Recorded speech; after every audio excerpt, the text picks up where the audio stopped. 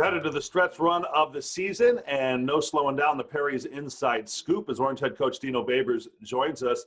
Logistically, this is an interesting one, Coach. You're back on the road for a Friday night game, but the way to go into a Friday night is to do it off a bye week. So how do you feel in terms of being organized and ready to roll to Louisville this week? Well, I feel like we're ready. We've got to still go out there on the field and prove it. This will be our first national exposure in a while, and the young men are excited about that. But I'm more interested in making sure they play hard and they play well and let the chips fall where they may. Well, if you're going to have the exposure, you want that to be the exposure to be representative of your team and your program, right? So what do you think that is right now? What type of statement are you hoping to make here in these final games, and especially Friday on ESPN? Well, first thing is try to find a way to win a football game where you're playing a fantastic opponent. Obviously, we're not favored. They are. They're favored by a great deal, and that's even with a bunch of explosive players who may or may not play on their end. But they're a very talented, skilled team, and they find ways to get those guys to the ball. They score a lot of points, which we've had a lot of difficulties doing, and it's going to be an interesting matchup. If we're going to be able to stay with them, we're going to have to play our best football. One other thing, just kind of in the nuts and bolts of it, is knock on, you've got reason to tell us otherwise, that as far as the COVID stuff is concerned, you're getting the kickoff this far into the season, which wasn't a given. And obviously things are happening in the right way for that to be the case. Louisville's coming off a fairly recent postponement in its own right before getting back on track last week. Right now, the young men have done a fantastic job. John Wildhack, Chancellor Silverwood, and Mr. Haney, and all the guys that's been involved with this team as far as keeping it clean has done an amazing job. The players have really done their part. We've got 2 more tests before the game. I don't want to jinx it, but based off of Sunday, we came back 160 clean. That's players, staff, and coaches, and we're working to see if we can finish out this season. And regardless of all the other things that have gone on this year, if we can get this entire season in, moving into 2021, it'll be a plus. You're starting at tight end Aaron Hackett earlier this week was kind of saying just that the players took this very seriously. And I would imagine over the course of it, there's been some internal policing here that you really have to lean on the leadership of your team to stay on the straight and narrow here, and as he said, to avoid some of the temptations that are out there. And just part of being in college is to do some things that would violate COVID protocol. There's no doubt that the Halloween party was an eye-opener, not only here but everywhere across the nation. Sure. Do you commiserate with Coach Satterfield here at all when you go to the middle of the field? Because, hey, both of you have had tough seasons. You're getting to the final stretch run of the year, 2-3 games left on either side. He just had a significant opt-out with Javian Hawkins deciding to go pro here as the ACC's current leading rusher. There's some similarities here for both programs who had hoped things were going to turn out better.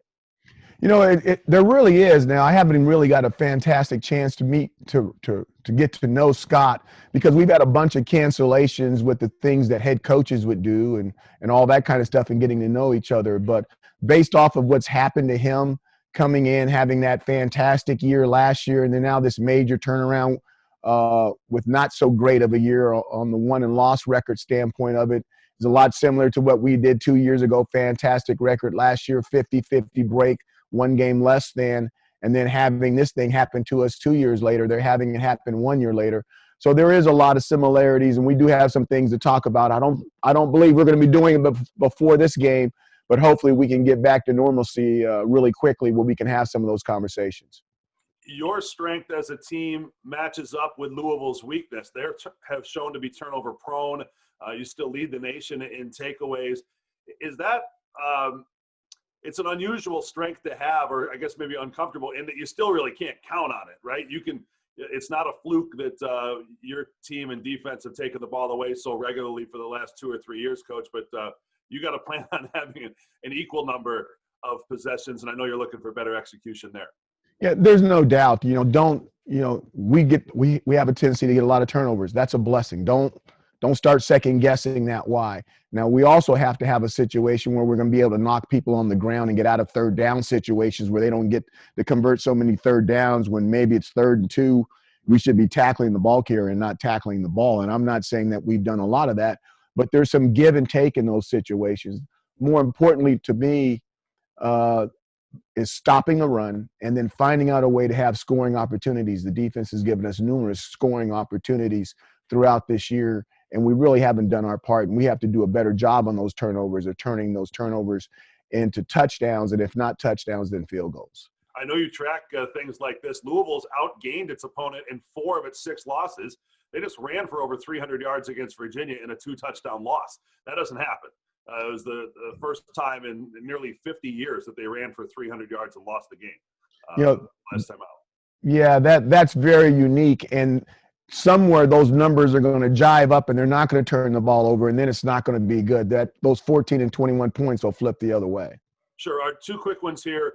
Louisville, you could argue, I guess set Clemson aside, they're at a different level, but Louisville is one of the most explosive teams, certainly in the ACC, if not the country. They lead the nation in 50, 60, and 70-yard plays.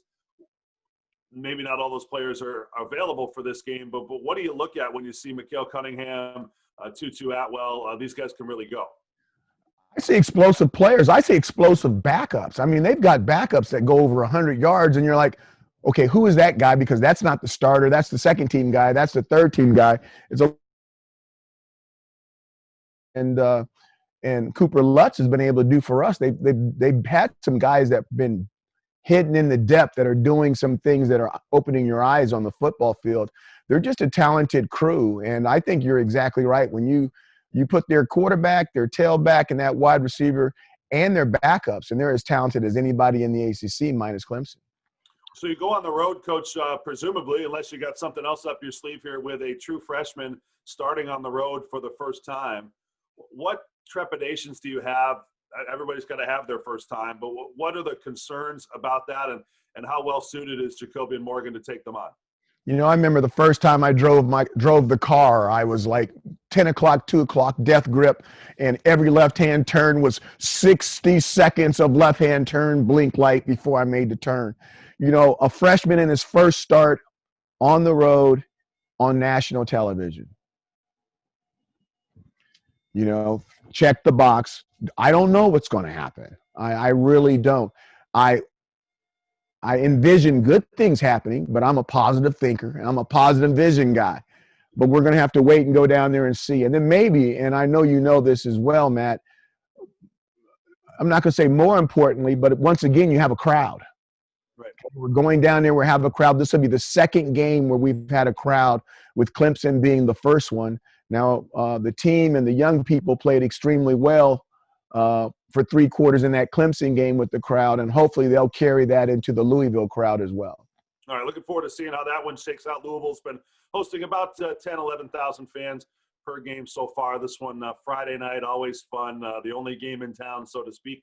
Coach, we appreciate the preview as always and wish you the best. Thank you, Matt. Orange head coach Dino Babers and the Perry's Inside Scoop.